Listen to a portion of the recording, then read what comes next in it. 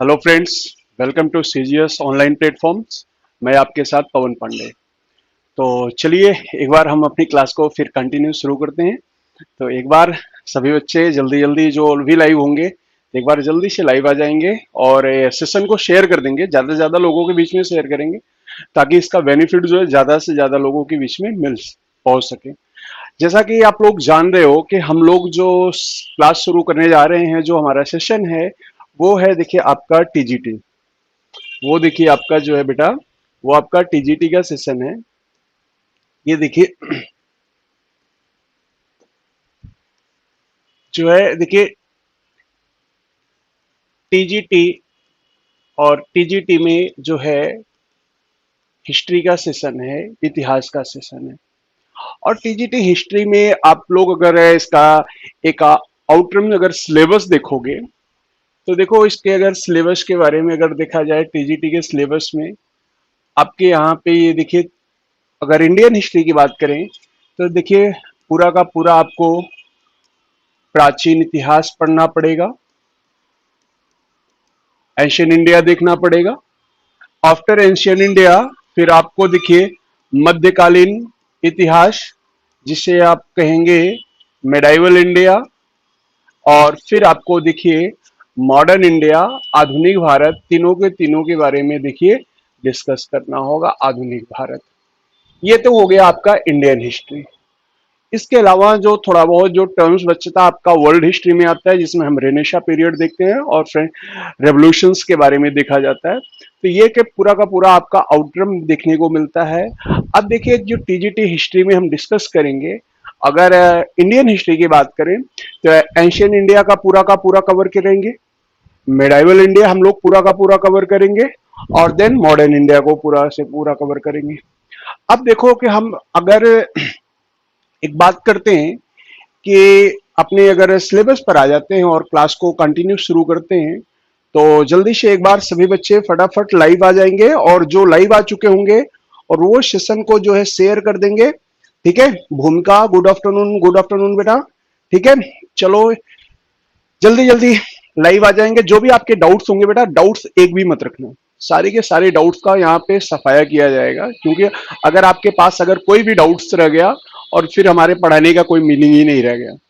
तो इसलिए आपके जितने भी डाउट्स होंगे वो सारे डाउट्स आप पूछ सकते हो। तो देखो अगर हम देखिए बात करते हैं कि देखिए जो हिस्ट्री है जो हम देखिए शुरू कर रहे हैं, ये देखिए इतिहास, हिस्ट्री। देखो बेटा, हिस्ट्री यानी इतिहास जो वर्ड है, ये इसी को देखो इतिहास बोलते हैं। और जैसा कि आप लोग जानते हो कि इतिहास दो वर्डों से मिलकर के बना हुआ है। एक है देखिए इति, और दूसरा है हास। तो इति जमा हास बराबर क्या होता है, इतिहास। और दोनों का अर्थ होता है, ये देखिए इसका जो मीनिंग होता है इतिहास का, ये देखिए इति और जमा हास बराबर क्या होता है, इतिहास। इति का मतलब ऐसा, और हास का मतलब हुआ होगा। तो इतिहास का मतलब क्या हो गया बेटा, ऐसा ही हुआ होगा, ऐसा ही हुआ होगा। देखिए क्या मीनिंग हो गया, ऐसा ही हुआ होगा। किस तौर पर, निश्चित तौर पर, निश्चित रूप से ऐसा ही हुआ होगा। तो यहां पे देखो क्लियर हो रहा है। तो history word made from two words, ये जो इतिहास है ये दो शब्दों से मिलकर के बना, इति जमा हास। अब देखो ये जो इतिहास है, इस इतिहास के फादर कौन बोले जाते हैं, who are the father of history. तो ये देखो फादर ऑफ हिस्ट्री किसको बोला जाता है, हेरोडोटस। तो father of history Herodotus. Herodotus द्वारा एक किताब लिखी गई है, Herodotus written a book that is known the Historica. Herodotus द्वारा एक किताब लिखी गई है, देखो बेटा इसी को हम क्या बुलाते हैं, देखो हिस्टोरिका बुलाते हैं। क्या बुलाते हैं, हिस्टोरिका। अब सवाल पूछा जाए हिस्टोरिका किसके द्वारा लिखी गई है, तो Historica was written by Herodotus. So Herodotus was the father of history, इसीलिए हेरोडोटस को फादर ऑफ इतिहास कहा जाता है। अब देखो बेटा फादर ऑफ सर,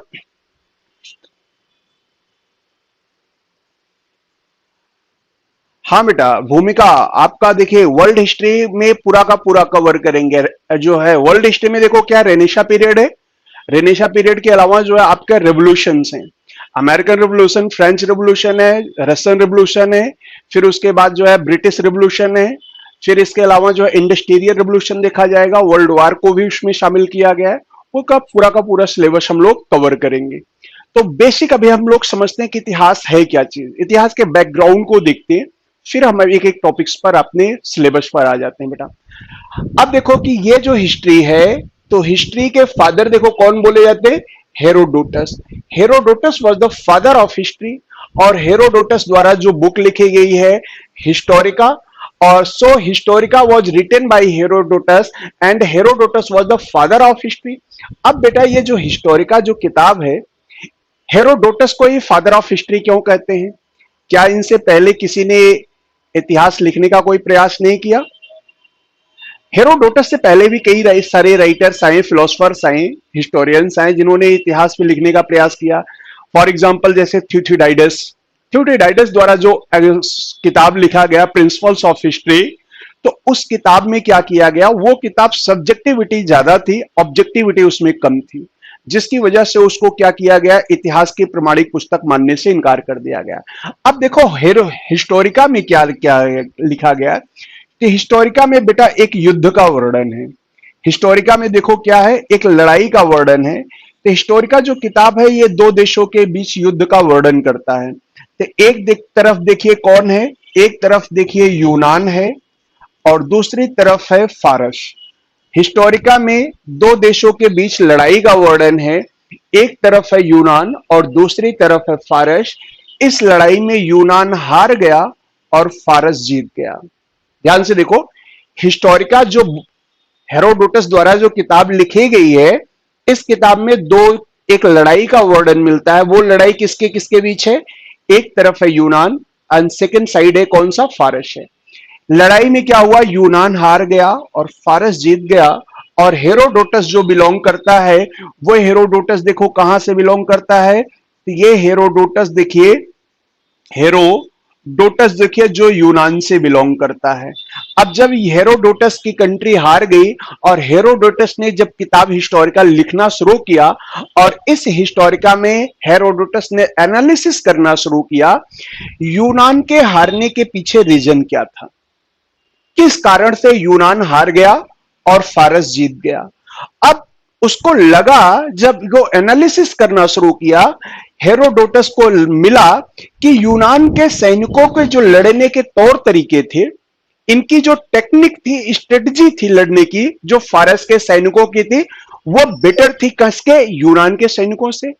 यानी strategy of Persian आर्मीज is better than Greek आर्मीज। तो देखो जो पर्सियन आर्मी की जो स्ट्रेटजी हुआ करती थी, वो क्या थी, ग्रीक आर्मी से भी क्या है, वो बहुत ज्यादा बेटर है। अब हेरोडोटस ने अपनी किताब में पर्सियन आर्मीज की जो क्वालिटी थी, उनके सैनिकों की जो अच्छाइयां थे, उस किताब हिस्टोरिका में लिखना, हिस्टोरिका में उसको पूरी तरीके से अच्छी तरीके से लिख दिया गया। और एक निष्पक्ष तरीके से इतिहास लिखने का पहला प्रयास जो है हेरोडोटस द्वारा किया गया, इसीलिए हेरोडोटस को क्या कहा जाता है, फादर ऑफ हिस्ट्री कहा जाता है। अभी मान लो कि जैसे एक एग्जांपल ले लेते हैं बेटा, कि ये मान लो कि जैसे ये देखिए, अगर कोई लड़ाई हो जाए, ये देखिए इंडिया और पाकिस्तान में, जानते देखो भारत और पाकिस्तान में अगर मान लो लड़ाई हो जाए, तो हम क्या कहेंगे, जो इंडियन होंगे तो वो क्या करेंगे, वो इंडियन की खूब बड़ाई लिखेंगे। जो इंडियन राइटर्स होंगे, जो हिंदू राइटर्स होंगे, वो क्या करेंगे, इंडिया की खूब बड़ाई लिखेंगे। और जो पाकिस्तान की क्या करेंगे, खूब बुराई लिखेंगे। जो पाकिस्तानी राइटर होगा, वो पाकिस्तान के सैनिकों की खूब बड़ाई करेगा और इंडिया के सैनिकों की खूब बुराई करेगा। तो हर कंट्री का जो जिस देश का बिलोंग करता है, वो अपने देश के बारे में बढ़ा चढ़ा के लिखने का प्रयास करता है। लेकिन हेरोडोटस द्वारा ऐसा नहीं किया गया। हेरोडोटस ने सबसे निष्पक्ष तरीके से, बिना किसी का साइड लिखे लेते हुए, एक पूरा का पूरा ऑब्जेक्टिविटी का पालन करते हुए उन्होंने ये किताब हिस्टोरिका लिखी है। इसीलिए हिस्टोरिका को जो है इतिहास की पहली और प्रमाणिक पुस्तक मानी जाती है। इसीलिए इतिहास की बाइबल, अगर क्वेश्चन आ जाए इतिहास के बाइबल किसे कहा जाता है, तो इतिहास का बाइबल किसे कहा जाता है, तो देखो बेटा इसी हिस्टोरिका को इतिहास का बाइबल बोला जाता है।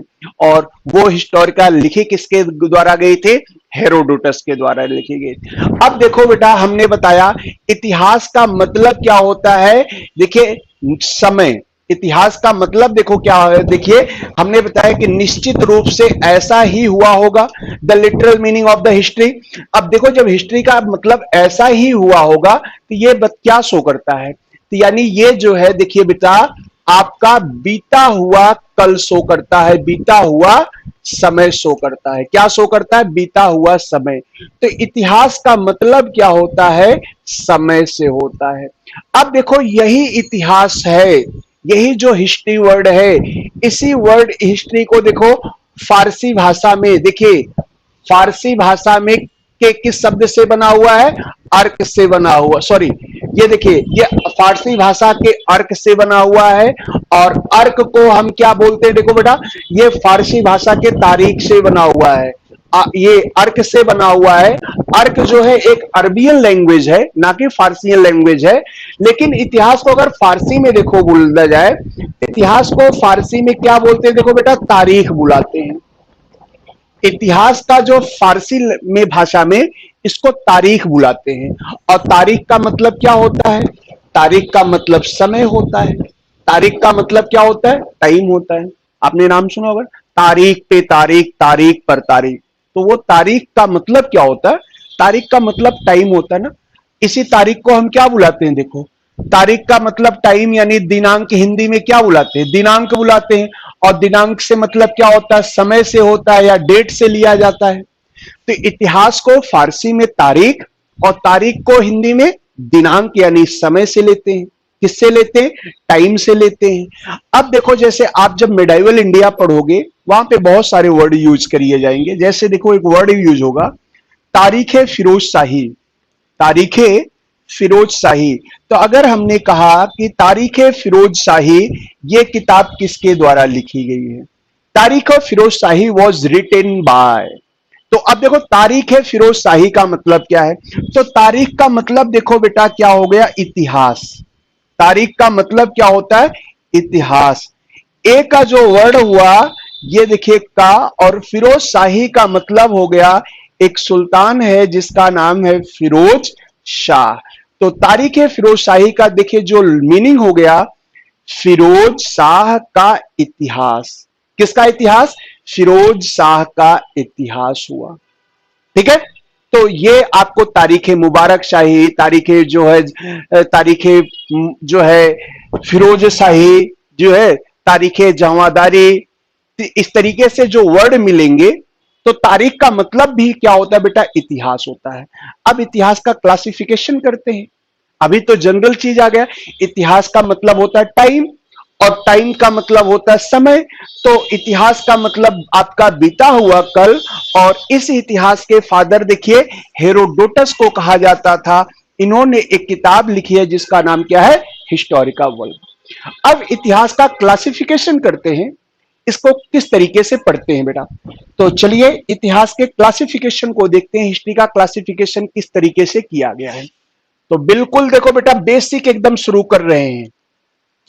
पहली क्लास है, जिन लोगों ने कभी भी हिस्ट्री पढ़ी है उनके लिए भी, जिन लोगों ने कभी नहीं पढ़ी है अभी तक उनके लिए, सबके लिए इक्वल है। आपका ये मान के चलो कि टीजीटी आप शुरू कर रहे हो तो एकदम फ्रेश से शुरू कर रहे हो। आपने क्या पढ़ा है अभी तक उससे कोई मतलब नहीं है, यहां जो हम पढ़ा रहे हैं उससे आप उम्मीद रखो। और साथ साथ में एक बार सेशन को शेयर भी करते रहेंगे, ठीक है। चलिए देखो हिस्ट्री का जो है दो तरीके से इसको बांट के पढ़ते हैं बेटा। हिस्ट्री को जब हम पढ़ते हैं तो इसको दो तरीके से देखे क्लासिफाइड करने का प्रयास किया जाता है। एक तो देखो हिस्ट्री को जब डिवाइड करते हैं, एक तो इसको टाइम के अकॉर्डिंग टू क्लासिफाइड करते हैं, और दूसरा देखिए इतिहास को जब हम बांटते हैं, देखिए इसको देखिए सांप्रदायिकता के आधार पर बांटते हैं। किस आधार पर, देखिए सांप्रदायिकता या कम्युनल के आधार पर इसको कम्युनल के अकॉर्डिंग टू डिवाइड किया जाता है। अब देखिए जो इतिहास को समय यानी टाइम के अकॉर्डिंग टू बांटा गया है, टाइम के अकॉर्डिंग टू देखो हिस्ट्री को तीन भागों में डिवाइड करेंगे। कितने भागों में डिवाइड करेंगे? तीन भागों में डिवाइड करेंगे। एक को कहेंगे देखिए, आपको बोलेंगे प्रे हिस्ट्री, ओके। दूसरे को कहेंगे देखिए प्रोटो हिस्ट्री, प्रोटो हिस्ट्री, और तीसरे को कहेंगे हिस्ट्री, या इसी को कहेंगे हिस्टोरिकल एज बुलाएंगे। तो देखो ये टाइम के अकॉर्डिंग टू हिस्ट्री को देखो तीन भागों में डिवाइड कर दिया गया, प्रे हिस्ट्री, प्रोटो हिस्ट्री और हिस्ट्री। इसी को हिंदी में बोलेंगे देखिए बेटा प्राक ऐतिहासिक काल। क्या बुलाएंगे? प्राक ऐतिहासिक काल बुलाएंगे। इसको देखो क्या बुलाएंगे? आद्य ऐतिहासिक काल बुलाएंगे, आद्य ऐतिहासिक काल बुलाएंगे। और ये आपका बुलाएंगे बेटा इसको ऐतिहासिक काल, इसको कहेंगे। ये देखिए ऐतिहासिक काल, ये देखिए दो भागों में डिवाइड किया गया, ओके। अब टाइम के अकॉर्डिंग टू देखोगे, टाइम के अकॉर्डिंग टू हिस्ट्री को कितने भागों में बांटा, सॉरी कैमनल के अकॉर्डिंग टू हिस्ट्री को कितने भागों में बांटा गया? तो देखो बेटा सांप्रदायिकता के आधार पर कम्युनल के अकॉर्डिंग टू हिस्ट्री को डिवाइड करने का काम किसने किया था? एक राइटर है जिसका नाम है देखो जेम्स मिल। एक राइटर है, एक अंग्रेज है जिसका नाम है जेम्स मिल। तो ये जेम्स मिल कौन है? तो ही वॉज अ ब्रिटिश, ये देखिए एक अंग्रेज था। ये देखो बेटा एक किताब इसने लिखा है, इसके किताब का नाम है the history of British India. The history of, ये देखिए ब्रिटिश इंडिया, इसके द्वारा एक बुक लिखी गई है the history of British India. ये देखिए जो किताब लिखा गया है, ये किताब किसके द्वारा लिखा गया है? तो ये जो किताब का राइटर जेम्स मिल है, हिस्ट्री ऑफ ब्रिटिश इंडिया। अब इस किताब में जेम्स मिल ने इंडियन हिस्ट्री को देखो बेटा तीन भागों में डिवाइड कर दिया। कितने भागों में डिवाइड कर दिया? तीन भागों में डिवाइड कर दिया। एक का नाम रखा इसने प्राचीन इतिहास, ये देखिए प्राचीन भारत। दूसरे का नाम रखा इसने मध्यकालीन भारत, मेडाइवल इंडिया, ध्यान से देखिए मेडाइवल इंडिया। तीसरे का नाम रखा उसने आधुनिक भारत। ये देखिए तीन भागों में डिवाइड कर दिया। तो the history of British India, ये जो किताब जेम्स मिल ने लिखा है, और इस किताब में इसने क्या किया है देखिए इंडियन हिस्ट्री को, ध्यान से देखिए बेटा, इंडियन हिस्ट्री को तीन भागों में डिवाइड कर दिया, ancient India, medieval India and modern India. Clear? ध्यान से देख लो। अब जेम्स मिल द्वारा ये जो किताब लिखी गई है, जेम्स मिल देखो एक ब्रिटिश है, कभी भी इंडिया आया ही नहीं है, ये कभी इंडिया आया ही नहीं है, याद रखना। और इंग्लैंड में बैठे बैठे ही इसने ये किताब लिख दी the history of British India. और इस किताब में उसने इंडिया के बारे में जितना सुन रखा था, जितना पढ़ रखा था, वो सारी बातें जो है इस किताब में लिख दिया उसने। और ये जो किताब है बेटा, ये किताब 6 वॉल्यूम में लिखी गई है। कितने भागों में? 6 भागों में लिखी गई है। और इस किताब में उसने क्या किया? इंडियन हिस्ट्री को, भारत के इतिहास को, ना कि केवल पूरे वर्ल्ड की हिस्ट्री को, केवल इंडियन हिस्ट्री को देखो तीन भागों में डिवाइड कर दिया, ancient India, medieval India and modern India. तीन भागों में बांट दिया भारत के इतिहास को। अब तीन भागों में जो इतिहास, भारत के इतिहास को बांटा गया, ये देखिए। और जेम्स मिल ने ये कहा जो एंशियंट इंडिया है, इसको उसने बताया कि ये हिंदू एज है। कौन सा एज है? ये देखिए हिंदू एज है। मेडाइवल इंडिया को इसने कहा कि ये बताया कि ये आपका मुस्लिम एज, किस एज के रूप में? मुस्लिम एज के रूप में। और मॉडर्न इंडिया को किस एज के रूप में किताब में दिखाया गया है? मॉडर्न ब्रिटिश एज के रूप में। जेम्स मिल द्वारा जो किताब देखो लिखी गई है, उस किताब में एंशियंट इंडिया को हिंदू एज के रूप में शो किया गया है, जो एंशियन इंडिया है पूरे का पूरे हिंदुओं का पूरी सिविलाइजेशन थी, हिंदू सिविलाइजेशन डेवलप थी और हिंदुओं का इसमें गोल्डन एज दिखाया गया है। हिंदुओं का कैसा एज दिखाया गया है देखो बेटा, तो हिंदुओं का इसमें जो है एक तरह से देखिए गोल्डन एज दिखाया गया है। जो ये एज है तो ये हिंदुओं का गोल्डन एज, तो हिंदुओं का एक प्रकार का देखिए स्वर्ण काल था। कौन सा काल? प्राचीन काल। जो प्राचीन काल है वो हिंदुओं का स्वर्ण काल था। जैसे मध्यकाल आया, मध्यकाल यानी मेडाइवल एज की शुरुआत होती है, मुस्लिम एज की शुरुआत होती है, ये हिंदुओं का जो गोल्डन एज था, ये हिंदुओं का कौन सा काल बन गया? देखिए पतन का काल बन गया। तो ध्यान से देखिए, जो स्वर्ण काल था वो स्वर्ण काल मुस्लिम एज शुरू होते ही कौन सा काल बन गया? पतन का काल बन गया। अब ध्यान से देखो, कौन लिख रहा है? ये जेम्स मिल लिख रहा है। किस किताब में? The history of British India में। और कहां के बारे में? भारत के बारे में। क्या बता रहा है कि जो प्राचीन भारत था उसको हिंदू एज कहा गया था, जो हिंदू एज जो मिडाइवल इंडिया था उसको उसने मुस्लिम एज बांट दिया, और आधुनिक भारत और उसको उसने क्या कर दिया? ब्रिटिश एज में डिवाइड कर दिया। कहा कि जो हिंदू एज है वो हिंदुओं का स्वर्ण काल था, इस एज में हिंदू अपने टॉप पर थे। और कहा कि जेम्स मिल बता रहा है अपनी किताब में the history of British India में कि जैसे मिडाइवल एज यानी मुस्लिम एज की शुरुआत होती है, ये स्वर्ण काल जो है हिंदुओं का पतन का काल बन गया। तो हिंदुओं का डिक्लाइन किस एज में हुआ? तो जाकर के बता रहा है कि मिडाइवल एज में हिंदुओं का क्या हुआ? डिक्लाइन हो गया। अब कहा रहा है कि जेम्स मिल, जिन हिंदुओं का डिक्लाइन मिडाइवल पीरियड में हुआ है, हम मॉडर्न एज में यानी ब्रिटिश एज में हम उन हिंदुओं को क्या करेंगे? आगे बढ़ने का क्या करेंगे? उन हिंदुओं को देखो आगे बढ़ने का हम क्या करेंगे?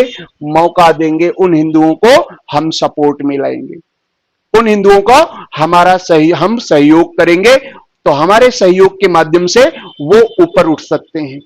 अब क्यों? अब ध्यान से देखो, अगर अंग्रेजों को भारत में रहना है और शासन करना है तो शासन करने के लिए क्या करना पड़ेगा? Divide and rule. Divide and rule, फूट डालो और शासन करो। तो फूट डालो और शासन करो कैसे, किस तरीके से ये नीति अपनाई जाएंगी? तो अंग्रेजों को लगा कि भारत में हिंदू मुस्लिम जो अभी हिंदू मुस्लिम भाई भाई के रूप में रह रहे थे, अब उन हिंदू मुसलमानों में क्या किया? अंग्रेजों ने फूट डालने का प्रयास किया। कैसे फूट डालेंगे? यह दिखाया गया अंग्रेजों जेम्स मिल द्वारा कि जो हिंदू एज था वो हिंदुओं का बहुत ही सुपीरियर एज था, गोल्डन एज था। और जैसे मिडाइवल एज की शुरुआत होती है यानी जो हिंदुओं का गोल्डन एज है वो हिंदुओं का डिक्लाइन का एज बन गया। अब हिंदुओं के डिक्लाइन की रिस्पॉन्सिबिलिटी किसको दी गई? मुस्लिम को दी गई।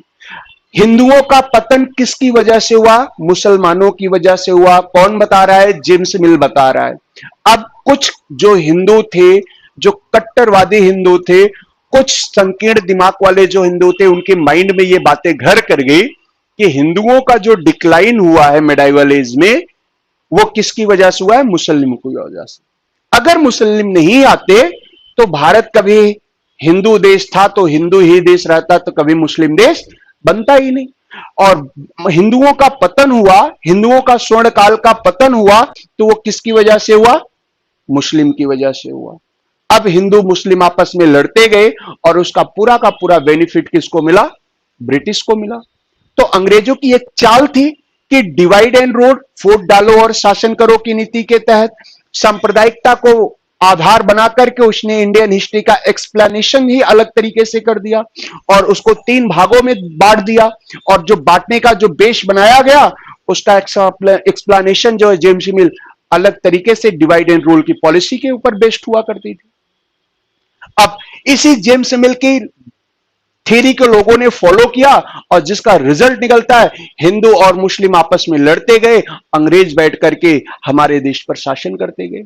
अब ध्यान से देखो कैसे पतन हो रहा है, डिक्लाइन हो रहा है। अब माना गया कि जैसे अब जो हिंदू है, अब हिंदू मुस्लिम आपस में लड़ते रहे, जो हिंदू थे अब वो अपनी किताबें लिखने लगे, जो भी किताब लिखने लगे, अगर कोई हिंदू है, ध्यान से देखो, अब जो भी किताबें लिखी जा रही हैं किसी लेखक द्वारा, अगर मान लो लिखने वाला राइटर अगर हिंदू है तो उसके द्वारा जो भी किताबें लिखी जा रही हैं तो उस किताब में वो क्या कर रहा है? अगर हिंदू है तो वो दिखाया जा रहा है कि भाई वो हिंदुओं को हीरो दिखाया जा रहा है। अगर देखिए जैसे कोई हिंदू है तो हिंदुओं को क्या दिखाया जा रहा है, हिंदुओं को हीरो के रूप में दिखाया जा रहा है। अगर वहीं कोई मुस्लिम है, वहीं कोई देखिए मुस्लिम है तो मुसलमानों को देखो उसको नेगेटिव रोल में प्ले कर रहे हैं, उसको विलेन के रूप में शो कर रहे हैं। ध्यान से देखो, कोई हिंदू है उसको सही का मतलब उसको हीरो के रूप में शो किया जा रहा है, वही कोई मुस्लिम है तो उसको देखो विलेन के रूप में शो कर रहे हैं। एक एग्जांपल लेते हैं, जैसे देखिए पृथ्वीराज, तो देखो पृथ्वीराज चौहान, तो पृथ्वीराज की लड़ाई देखिए किसके साथ हुई, गोरी के साथ हुई। अब देखो बेटा जो भी टीवी सीरियल, जो भी फिल्मों में देखते हो, अभी देखो पृथ्वीराज मूवी रिलीज हुई है ना, अभी पृथ्वीराज मूवी जो रिलीज हुई है, अब उस मूवी में देखो क्या है, पृथ्वीराज चौहान को क्या शो किया जा रहा है, हीरो या विलेन के रूप में दिखाया जा रहा है। तो देखो कि पृथ्वीराज हीरो है और जो है वही मोहम्मद गोरी को एक विलेन के रूप में शो किया जा रहा है। इसी तरीके से देखो पद्मावत मूवी आई थी, पद्मावत में देखो राजा रतन सिंह जो है, कौन है, राजा रतन सिंह जो है, उनको देखो कैसे शो किया जा रहा है, उनको एज ए पॉजिटिव रोल में शो किया जा रहा है, एज ए हीरो के रूप में बताया जा रहा है। वहीं रतन सिंह की लड़ाई देखिए अलाउद्दीन खिलजी से हो रही है, तो अलाउद्दीन खिलजी को क्या शो किया जा रहा है, एज ए विलेन के रूप में दिखाया जा रहा है।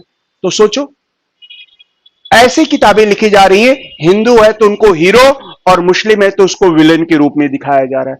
सोचो कि अगर ऐसे अगर दिखा दिया जाए मूवी में, जो अभी फिल्म आई है, राजा रतन सिंह को विलेन और अलाउद्दीन को हीरो दिखा दिया जाए, तो क्या वो मूवी चल पाती, तो नहीं चल पाती ना। सोचो कि पद्मावत रिलीज होने से पहले कितने राज्यों में उसके ऊपर बैन लगा दिया गया था, और कहीं अगर उल्टा सीन दिखा दिया जाए, अलाउद्दीन जो फिल्म का हीरो है और राजा रतन सिंह फिल्म का विलेन है, तो फिल्म चल नहीं पाती, नहीं चलने पाती ना। अब जो हिंदू लेखक हैं वो हिंदुओं को हीरो के रूप में दिखाना शुरू कर दिए और मुसलमानों को नीचे नीचा दिखाना शुरू कर दिए। अब हिंदू मुस्लिम के बीच में ये जो गैप यानी लड़ाई शुरू हुई, और उसका पूरा फायदा किसको मिल रहा है, अलाउद्दीन खिलजी, सॉरी अंग्रेजों को मिल रहा है। किसको मिल रहा है, ब्रिटिश गवर्नमेंट को मिल रहा है। अब ब्रिटिश गवर्नमेंट ने इसका ज्यादा से ज्यादा फायदा उठाया। अब ध्यान से देखो, ब्रिटिश गवर्नमेंट ने, अब जो हिंदू लोग हैं, अब हिंदुओं ने कहा अगर ये मुस्लिम नहीं आते तो हमारे यहां की जो राम जन्मभूमि थी वो कभी बाबरी मस्जिद नहीं बन पाती। राम जन्मभूमि को तोड़ा गया, किसकी वजह से तोड़ा गया, मुसलमानों के लिए की वजह से तोड़ा पड़ा। मथुरा में केशव जी के मंदिर को तोड़ा गया तो किसकी वजह से तोड़ा पड़ा गया, मुस्लिम शासकों की वजह से तोड़ना पड़ा। फिरोज शाह तुगलक ने जबरदस्ती क्या किया, लोगों को जो है मुस्लिम बना दिया है, जो हिंदू थे उनको जबरदस्ती मुस्लिम बनवाया गया, मुस्लिम धर्म एडॉप्ट करने पर मजबूर कराया गया, ब्राह्मणों से जबरदस्ती जजिया कर वसूल किया गया। तो इन मुसलमानों की अत्याचारों की वजह से हिंदू सभ्यता क्या हो गई, पतन हो गई। अगर गजनवी नहीं आता, महमूद गजनवी भारत पर आक्रमण नहीं करता, तो हमारा सोमनाथ मंदिर तोड़ा जाता, नहीं तोड़ा जाता। तो ये जो मुस्लिम शासक आए, इन्हीं की वजह से क्या हुआ, भारतीय सभ्यता का पतन हुआ।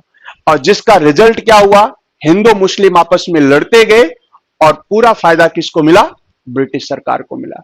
तो देखो जेम्स मिल की एक चाल थी, भारत में अगर रहना है तो डिवाइड एंड रूल, बांटो और शासन करो। तो बांटो शासन और शासन करोगे कैसे किया जाएगा, तो जेम्स मिल ने दिखाया कि जो हिंदू एज है वो हिंदुओं का स्वर्ण काल था। जो मेडाइवल एज आया, जैसे मेडाइवल एज की शुरुआत होती है और फिर क्या हुआ, हिंदुओं का डिक्लाइन हुआ, और हिंदुओं के डिक्लाइन की रिस्पॉन्सिबिलिटी किसको दी गई, मुस्लिम को दी गई। इस तरीके से क्लासिफिकेशन किया गया हिस्ट्री का, किसके द्वारा, जेम्स मिल द्वारा। तो जेम्स मिल ने इंडियन हिस्ट्री को एंशियंट, मेडाइवल, मॉडर्न जो तीन भागों में क्लासिफाइड किया, वो किस बेस पर, सांप्रदायिकता के बेस पर। अब देखो यहां से सवाल किया जाए, the history of British India किसके द्वारा लिखी गई है, the history of British India was written by James Mill. James Mill was a British historians, ये एक जो है ब्रिटिश इतिहासकार हुआ करता था, और इसकी किताब का नाम जो है the history of British India, और डिवाइड करने का जो आधार सांप्रदायिकता को बनाया गया और उसके आधार पर डिवाइड कर दिया। क्लियर है यहां तक। तो जेम्स मिल की एक नीति थी जिसके आधार पर इंडियन हिस्ट्री को क्या किया गया बेटा, बांटा गया। तो देखो इतिहास का मतलब क्या होता है, तो जैसे को पता है कि इतिहास का मतलब क्या होता है, टाइम। इतिहास बांटने का नाम नहीं है, ध्यान से देखो, इतिहास बांटने का नाम नहीं है। इतिहास क्या करता है, वो फैक्ट बताता है, वो समय के बारे में बताता है। आपका टाइम क्या है, आपके फैक्ट के बारे में बताता है, रियलिटी के बारे में बताता है। तो इस हिस्ट्री को ऑब्जेक्टिविटी होना चाहिए, ना कि सब्जेक्टिविटी होना चाहिए, वस्तुनिष्ठ होना चाहिए, ना कि विषयनिष्ठ होना चाहिए। तो ये जेम्स मिल द्वारा ये क्लासिफिकेशन किया गया था। अब जेम्स मिल द्वारा ये क्लासिफिकेशन अपने प्रॉफिट के लिए किया गया था। लेकिन इतिहास का मतलब देखो क्या होता है, देखो बेटा, इतिहास का मतलब टाइम होता है।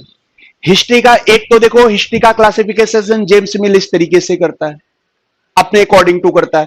और दूसरा देखो, हिस्ट्री का क्लासिफिकेशन अगर टाइम के अकॉर्डिंग टू देखा जाए, तो टाइम के अकॉर्डिंग टू देखो, हिस्ट्री को कितने भागों में बांटा गया है, 3 भागों में। एक को कहा गया प्री हिस्ट्री, दूसरे को कहा गया प्रोटो हिस्ट्री, और तीसरे को देखो क्या कहा गया बेटा, हिस्टोरिकल एज, प्राक-ऐतिहासिक काल। अब देखो कि ये जो प्री हिस्ट्री है, इसकी अगर टाइमिंग को लेकर के बात करें, तो देखो बेटा, इसकी हम टाइमिंग अगर मान लेते हैं, कहा जाता है कि मानव विकास से शुरू होती है। ये कहानी मानव विकास से शुरू होती है, कहां तक चलती है, ईसा के 3000 बीसी तक, 3000 बीसी तक ये चलती है। और ये जो प्रोटो हिस्ट्री है, ये देखिए 3000 बीसी से शुरू होकर के ये देखिए 600 बीसी तक चलती है। और ये जो है 600 बीसी से शुरू होकर के, और ये देखिए वर्तमान आज तक का, ये देखिए आपका हिस्टोरिकल एज चलता है। अब ध्यान से देखिए, टाइम के अकॉर्डिंग टू बांट दिया गया है, प्रे, प्रोटो और हिस्टोरिकल टाइम के अकॉर्डिंग। अब इस मानव विकास को माना गया 50 लाख वर्ष पहले से, 50 लाख वर्ष पूर्व से लेकर के 3000 तक मान लिया जाता है, लोगों इसको मान लेते हैं।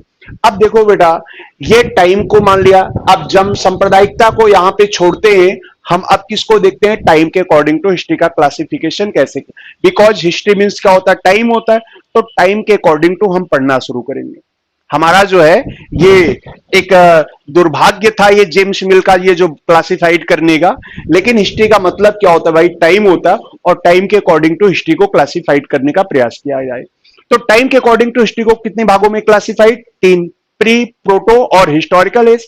अब यहां से आपके एग्जाम में देखो बेटा, क्वेश्चन अगर पूछ लिया जाए, सिंपल सा क्वेश्चन अगर आ जाए, इंडस वैली सिविलाइजेशन, ध्यान से देखो अगर क्वेश्चन आ जाए कि ये देखिए इंडस वैली सिविलाइजेशन, ये देखिए Indus valley civilization was example of, ध्यान से देखिए अगर यहां से क्वेश्चन अगर पूछा जाए, Indus valley civilization was example of, सिंधु घाटी सभ्यता, ध्यान से देखिए, वॉज एग्जाम्पल ऑफ, किस काल का उदाहरण है, ये देखिए example of, option A pre history, option B proto history, option C historical age, और ऑप्शन डी इनमें से नन ऑफ दीज, इनमें से कोई नहीं। ध्यान से देखो क्वेश्चंस क्या है, Indus valley civilization was example of, option A pre history, second proto history, option C का रहा है कि हिस्टोरिकल एज, और ऑप्शन डी बोल रहा है नन ऑफ दीज, इनमें से कोई नहीं। तो कौन सा ऑप्शन राइट होगा बेटा,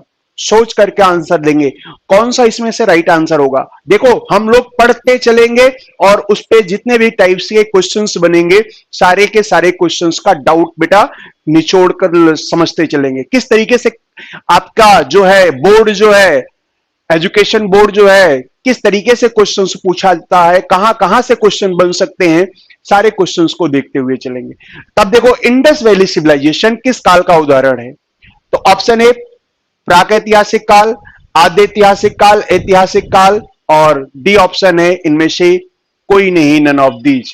तो कौन सा आंसर राइट होगा, कमेंट सेक्शन में फटाफट जल्दी से रिप्लाई करेंगे एक बार, कौन सा राइट आंसर बनेगा, कौन सा राइट आंसर बनेगा भाई। तो देखिए, अब सबसे पहले तो ये आपको अगर इसका आंसर निकालना हो, तो सबसे पहले देखो बेटा, आपको ये जानना होगा कि प्री हिस्ट्री किसे कहते हैं। सबसे पहले आपको यह जानना होगा कि what is a pre history, what is a post proto history, और what is a historical age. प्राक ऐतिहासिक काल किसे कहते हैं, आद्य ऐतिहासिक काल किसे बोला जाता है, और ऐतिहासिक काल किसे बोला जाता है? जब तक अभी क्या करोगे, जब तक आपको इन तीनों का मीनिंग नहीं पता होगा तब तक आप इसका आंसर नहीं कर पाओगे, तब तक आप इसका आंसर नहीं कर पाओगे। अगर आपको इसके मीनिंग पता हो जाए कि प्री हिस्ट्री क्या है, प्रोटो हिस्ट्री क्या है और हिस्टोरिकल एज क्या है, तो जितने टाइप के क्वेश्चंस बनेंगे, एक नहीं बेटा, कम से कम 10 से 15 क्वेश्चन आप आसानी से सॉल्व कर सकते हो। कितने? 10 से 15 क्वेश्चन आप केवल इसके अगर मीनिंग को समझ जाओगे, इससे आप क्वेश्चन को सॉल्व कर सकते हो। तो आइए देखिए, ऑप्शन बी भूमिका, वेरी गुड। तो कौन सा होगा? प्रोटो हिस्टोरिकल का एग्जांपल है। तो सबसे पहले ये देखते हैं, प्री, प्रोटो और हिस्टोरिकल एज में तीनों में क्लासिफिकेशन अगर देखा जाए तो ये देखिए, हम शुरू करते हैं। ये देखिए, हिस्ट्री जो है, इसे हिस्ट्री को देखो टाइम के अकॉर्डिंग टू 3 भागों में क्लासिफाइड किया गया है। 3 भागों में क्लासिफाइड किया गया है। पहला है देखिए प्री हिस्ट्री, प्रोटो हिस्ट्री और तीसरा है हिस्टोरिकल, हिस्टोरिकल एज। इसकी देखिए टाइमिंग हमने बताया, ध्यान से देखिए, जैसे ये मानव विकास से शुरू होता है, मानव विकास की प्रक्रिया से शुरू होकर के 3000 बीसी तक चलता है।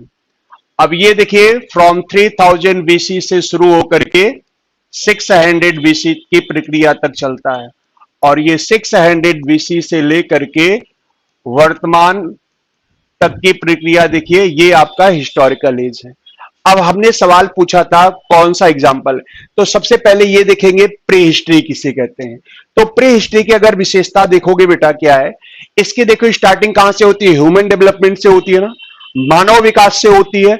सोचो कि जब पृथ्वी पर मानव पैदा हुआ होगा, उस समय कोई भी रिटन एविडेंस था या नहीं था? मानव लिखना पढ़ना जानता था या नहीं जानता था? जब मानव पैदा हुआ होगा तो ना तो मानव लिखना जानता था ना पढ़ना जानता था, यानी कोई भी प्रकार का, किसी भी प्रकार का कोई भी रिटन एविडेंस मिलता ही नहीं है। तो ध्यान से देखो, जिस पीरियड में हम क्या कहेंगे, कोई भी रिटन एविडेंस, ध्यान से देखिए, जिस पीरियड में देखिए कोई भी रिटन एविडेंस क्या हो रहा है बेटा, अवेलेबल नहीं है। ध्यान से देखिए क्या कर रहा है कि जिस पीरियड में देखिए किसी भी प्रकार का कोई साक्ष्य, ये देखिए, जिस पीरियड में किसी भी प्रकार का कोई भी देखिए आपकी रिटन एविडेंस, रिटन देखिए एविडेंस,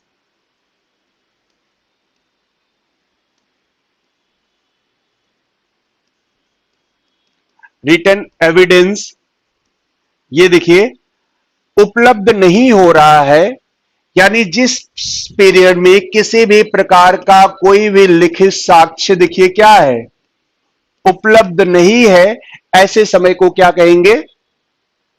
प्री हिस्ट्री।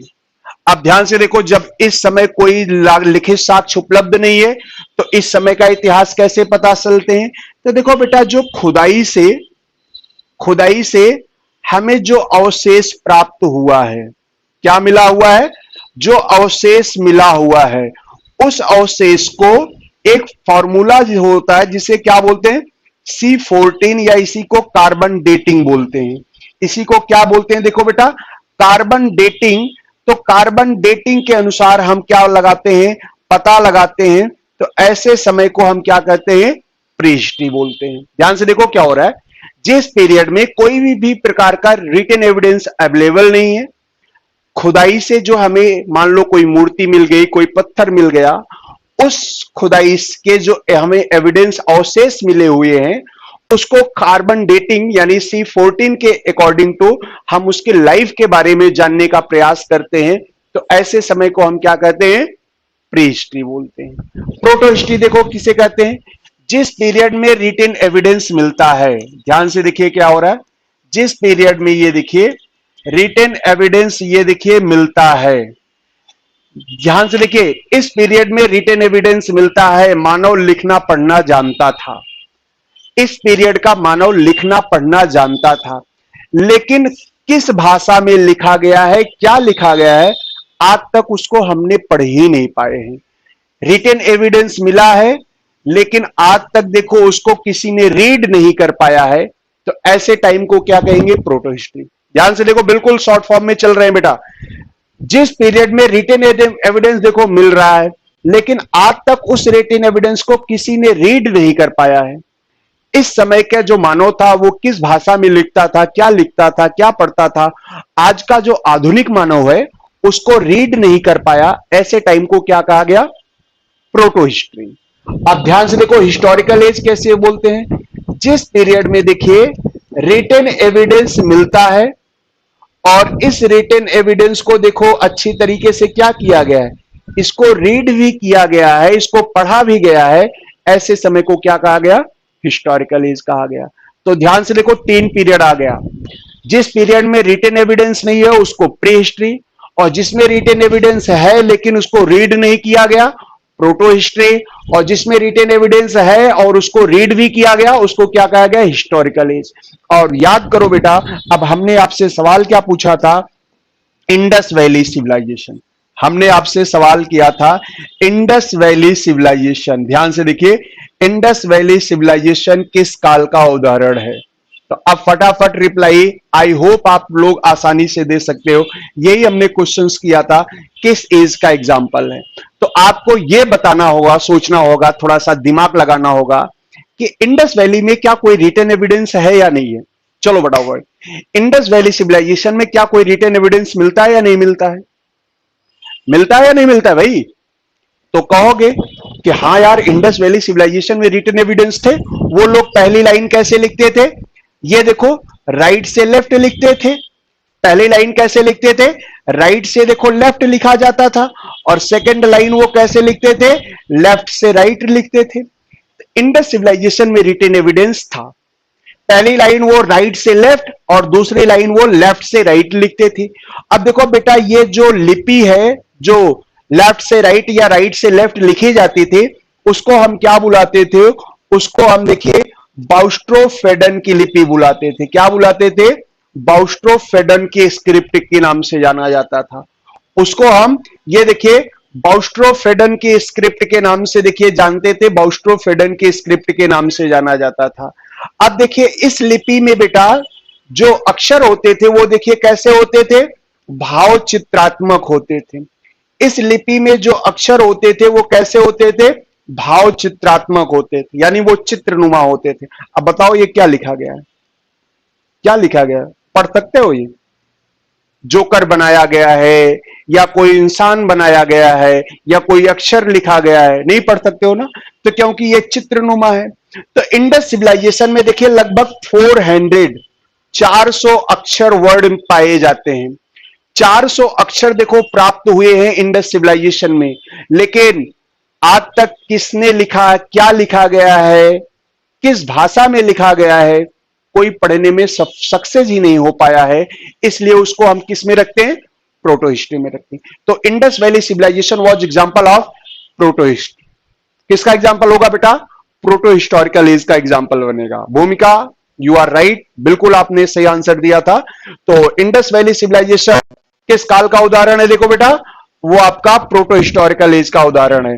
अब देखो बेटा, अगला सवाल पूछा जाए, सारे के सारे सवालों का आंसर यही होगा। चलिए बेटा, नेक्स्ट अगला बताएंगे। भूमिका, ध्यान से जो सवाल पूछा जाए ध्यान से देखिए। स्टोन एज, अगला क्वेश्चन है, ध्यान से देखिए। स्टोन एज, पाषाण काल, निम्न में से किस काल का उदाहरण है? चलिए बताएंगे, फटाफट रिप्लाई करेंगे। पाषाण काल, stone age. Stone age was example of, ध्यान से देखिए, प्री हिस्ट्री, प्रोटो हिस्ट्री या हिस्टोरिकल। ऑप्शन देखो, ऑप्शन है ए, ऑप्शन देखिए बी, ऑप्शन कह रहा है कि सी, ऑप्शन देखिए सी, और ऑप्शन कह रहा है कि ये देखिए डी, नन ऑफ दीज, इनमें से कोई नहीं। ये देखिए ऑप्शन सी और ऑप्शन डी कह रहा है कि कोई नहीं, इनमें से देखिए कोई नहीं। फटाफट रिप्लाई करेंगे, कोई नहीं। Stone age was example of, option A pre history, option B proto history, option C historical, option D none of these, इनमें से कोई नहीं। तो right, what is the right answer? इसका सही उत्तर क्या होगा? फटाफट रिप्लाई करेंगे जल्दी से, ठीक है।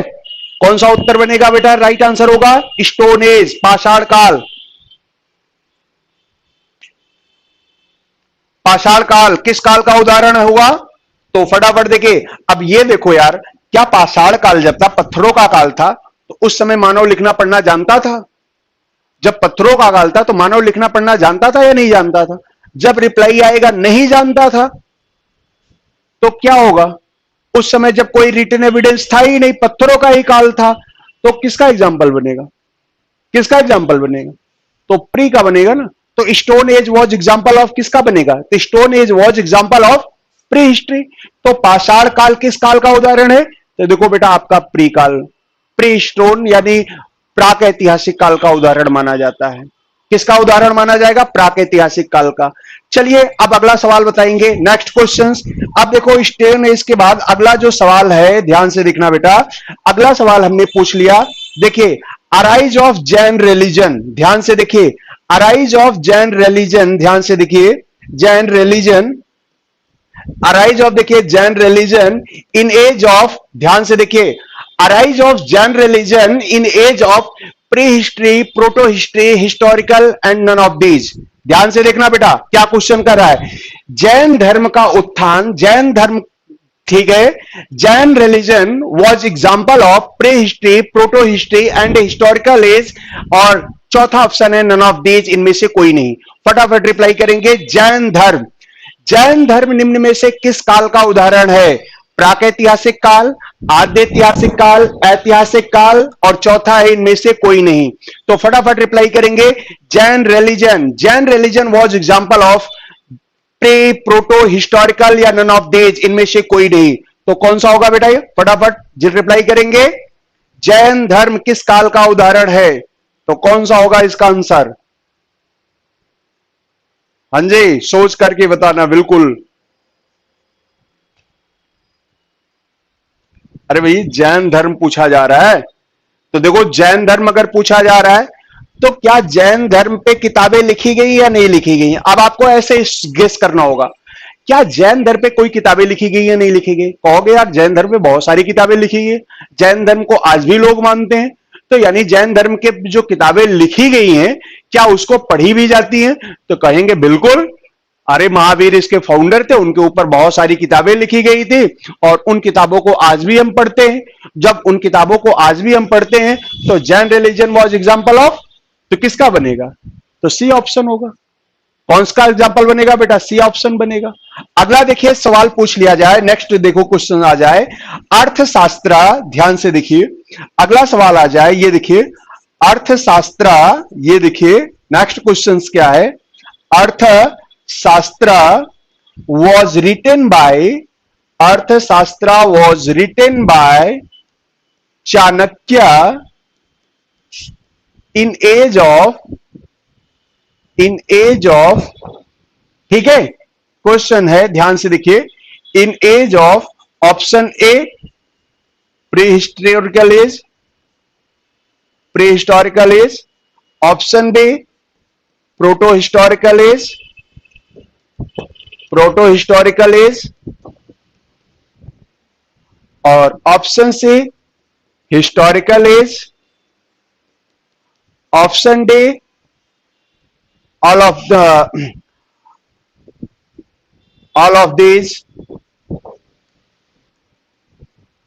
these सभी से। चलिए भाई, इसका आंसर क्या होगा? Arthashastra was written by Chanakya in age of prehistory, protohistory, historical, या फिर ऑल ऑफ दीज, उपरोक्त में से सभी से। तो कौन सा होगा? सभी से ही। तो फटाफट रिप्लाई करेंगे, इसका कौन सा राइट आंसर बनेगा? ध्यान से देखो, Arthashastra was written by Chanakya, Chanakya द्वारा अर्थशास्त्र किस काल में लिखा गया? Pre, proto, historical, all of these, उपरोक्त सभी से ही। तो इसका कौन सा आंसर बनेगा? तो अब ऐसे भी डिस्कस करेंगे, चाणक्य ने अर्थशास्त्र लिखी है, क्या अर्थशास्त्र आज भी पढ़ी जाती है? तो जब कहोगे बिल्कुल पढ़ी जाती है, लिखा भी गया है, उसका पढ़ने का एविडेंस, प्रमाण भी मिलता है, तो कौन सा बनेगा? सी ऑप्शन बने। तो क्या कहोगे? Your right answer C option, C is your correct answer. तो आपका करेक्ट आंसर कौन सा बनेगा बेटा? सी ऑप्शन बनेगा ना। ध्यान से देखो, एक ही वर्ड लाइन को कितने टाइप से क्वेश्चन पूछा जाए तो आपके सारे के सारे क्वेश्चंस का आंसर यही है। बस आपको यह देखना होगा कि क्या इस टाइम में रिटन एविडेंस मिल रहा है। अगर नहीं मिल रहा है तो प्री हिस्ट्री होगा। अगर रिटन एविडेंस मिला है और उस समय के जो बातें हैं लोग किताबों में लिखा गया था, जो उस समय किताब उसको आज भी पढ़ा जाता है, उसको हम कहेंगे प्रोटो हिस्ट्री। अगर उस समय की किताबें अगर पढ़ी नहीं जाती है तो प्रोटो हिस्ट्री, और अगर पढ़ी जाती है तो क्या कहेंगे, हिस्टोरिकल एज। तो बेटा आपको इसी तरीके से हम क्या करेंगे, सारे के सारे क्वेश्चंस का आंसर करेंगे। क्लियर? आई होप सबको क्लियर हो गया होगा। किसी को कोई डाउट्स बेटा यहां तक? किसी को कोई डाउट्स नहीं होगा आई होप। अब देखो आगे चलते हैं।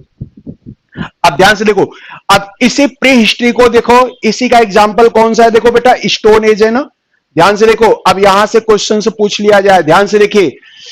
अब अगला सवाल देखो, आपका टीजीटी लेवल है बेटा, याद रखना कि टीजीटी लेवल पे क्वेश्चंस का जो लेवल होता है वो बहुत अच्छा लेवल पूछा जाता है, ठीक है। अच्छे लेवल का मतलब आपके जो अदर वनडे एग्जाम्स होते हैं उन सबसे पीजीटी और टीजीटी का जो लेवल है वो थोड़ा डेप्थ में पूछा जाता है।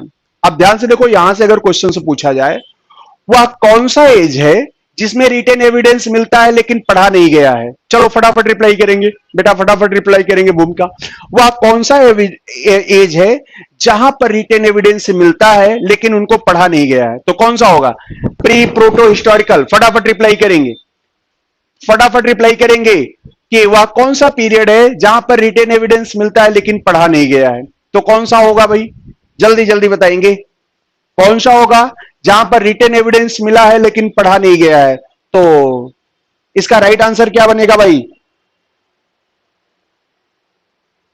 कौन सा पीरियड है जहां पर रिटन एविडेंस मिला है लेकिन पढ़ा नहीं गया है, तो कौन, क्या राइट आंसर होगा, प्री हिस्ट्री, प्रोटो हिस्ट्री या हिस्टोरिकल एज, तो कौन सा होगा भाई।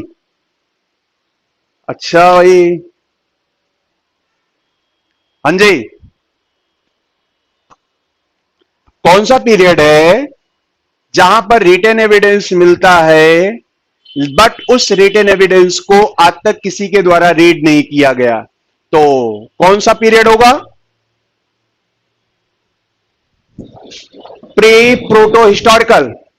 तो देखो कौन सा होगा, रिटन एविडेंस मिला है लेकिन पढ़ा नहीं गया है, तो क्या होगा, प्रोटो हिस्टोरिकल।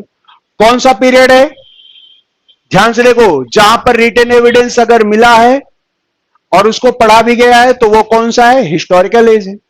तो कौन सा हिस्टोरिकल एज है, जहां पर कोई भी प्रकार का रिटन एविडेंस नहीं मिलता है, केवल आर्कियोलॉजी सोर्सेज, केवल पुरातात्विक स्रोते। ध्यान से देखिए, खुदाई में जो अवशेष, अवशेष का मतलब देखिए जो पुरातात्विक स्रोत हमें मिल रहा है, ये देखिए जो पुरातात्विक जो स्रोत मिल रहा है, अगर वैसी पुरातात्विक स्रोतों पर हम निर्भर हैं, खुदाई से जो एविडेंस मिला हुआ है, तो वो देखिए क्या है, वो देखिए आप जो पुरातात्विक स्रोतों पर निर्भर होते हैं तो वो कौन सा है आपका, जो है प्री हिस्ट्री।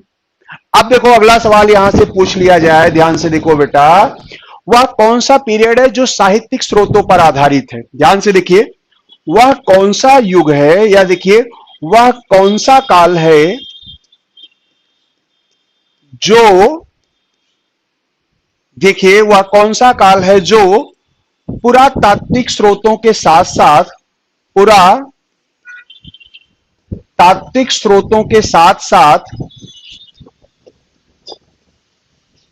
तो के साथ साथ साहित्यिक स्रोतों पर भी आधारित है, साहित्यिक स्रोतों पर भी आधारित है, साहित्यिक स्रोतों पर भी आधारित है। अब ऑप्शन ए ध्यान से देखिए, option A pre history, option B proto history, option C history, option D none of these. तो भाई इसका रिप्लाई करेंगे जल्दी से, कौन सा काल है भाई, ध्यान से देखिए ऑप्शन ए, ऑप्शन ए कह रहा है कि ये देखिए, ऑप्शन ए ये देखिए प्राक ऐतिहासिक काल, ऑप्शन बी आद्य ऐतिहासिक काल, ऑप्शन सी ऐतिहासिक काल, और ऑप्शन डे कोई नहीं, इनमें से कोई नहीं, इनमें से कोई नहीं। तो कौन सा होगा भाई इसका? वह कौन सा, वह कौन सा देखिए काल है, ध्यान से देखिए, वह कौन सा काल है, यहां पे ये देखिए क्या लिख रहा है, वह कौन सा काल है, वह कौन सा काल है जो पुरातात्विक स्रोतों के साथ साथ साहित्यिक स्रोतों पर भी आधारित है। तो इसका राइट आंसर क्या बनेगा भाई? चलो बेटा, भूमिका ध्यान से सोच करके बताना इसका रिप्लाई। यहां पर गलती कर रहे हो। वह कौन सा काल है जो पुरातात्विक स्रोतों के साथ साथ देखिए साहित्यिक स्रोतों पर भी आधारित है? तो कौन सा काल होगा? ए, बी, सी और डी ऑप्शन, इनमें से कोई नहीं। तो ध्यान से देखिए, प्राक ऐतिहासिक काल, आदि ऐतिहासिक काल, ऐतिहासिक काल, डी में से कोई नहीं। तो which is the right answer?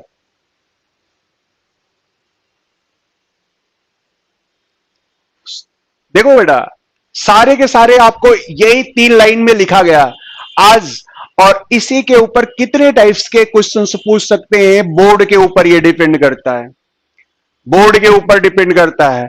और उस बोर्ड को पकड़ना हमारी रिस्पॉन्सिबिलिटी है, उस बोर्ड को पकड़ना। बोर्ड कैसे भागेगा, उसके पीछे पीछे कैसे पहुंचेंगे, दिस इज माई रिस्पॉन्सिबिलिटी। हम लेके चलेंगे आपको, कहीं परेशान हो रहे हो?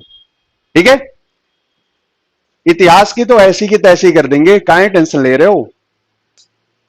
ठीक है, आपने सोचा भी नहीं होगा इतिहास इतना आसान सब्जेक्ट है, हिस्ट्री इतना, यानी घुमाने के वाले देखिए किस तरीके से वो कहां कहां से प्रश्न पूछ सकता है, एक ही टॉपिक पे कितने टाइप से क्वेश्चन पूछ सकते हैं। सारे क्वेश्चन का आंसर आपको यही पे लेने वाला है। घूम के आओगे तो घूम के घर ही आना होगा, आपको बाहर नहीं जाना होगा। तो आ जाइए बेटा, फटाफट रिप्लाई करेंगे। तो इसका देखो राइट आंसर क्या होगा? पुरातात्विक स्रोतों के साथ साथ कर रहा है साहित्यिक स्रोतों पर आधारित है।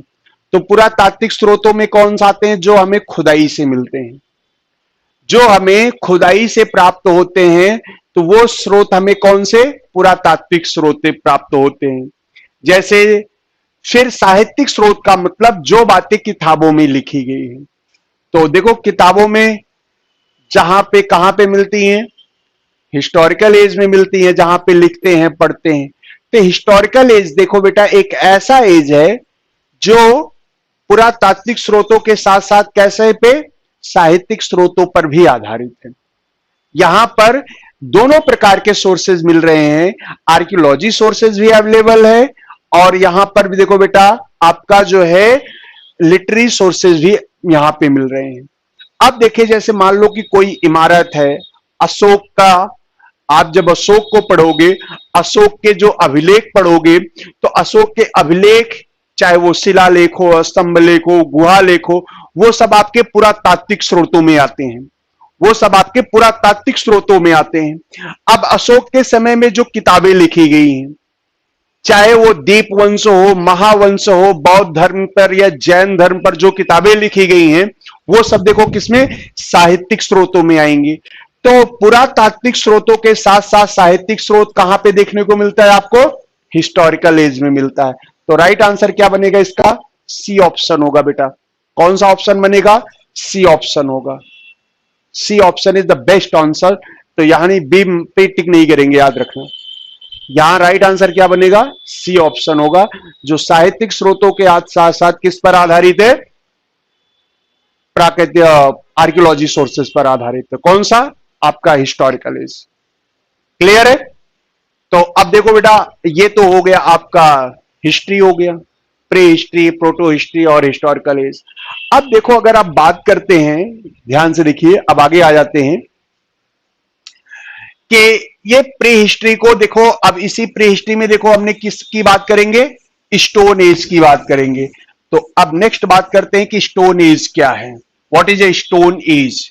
स्टोन एज को कैसे डिफाइन करेंगे, स्टोन एज को किस तरीके से पढ़ा जाए। तो आइए बेटा स्टोन एज को बारे में एक बार कमेंट सेक्शन में थम्स अप कर देंगे भाई। अगर क्लास सबको समझ में आ रही है तो एक बार कमेंट सेक्शन में थम्स अप कर देंगे सभी बच्चे, ठीक है। एक बार कमेंट सेक्शन में थम्स अप कर देंगे और फिर अब उसके बाद आगे बढ़ते हैं बेटा, ठीक है। आई होप समझ में आ रहा होगा सभी बच्चों को। ऐसा कोई बच्चा स्मार्ट बच्चा है जिसको समझ में ना आया हो अभी तक? ठीक है। अब देखो जो प्री हिस्ट्री है, देखो आपका प्री हिस्ट्री बेटा और आपका एग्जाम किस पीरियड का उदाहरण माना जाता है? तो pre history was example of, ये देखिए माना जाता है आपका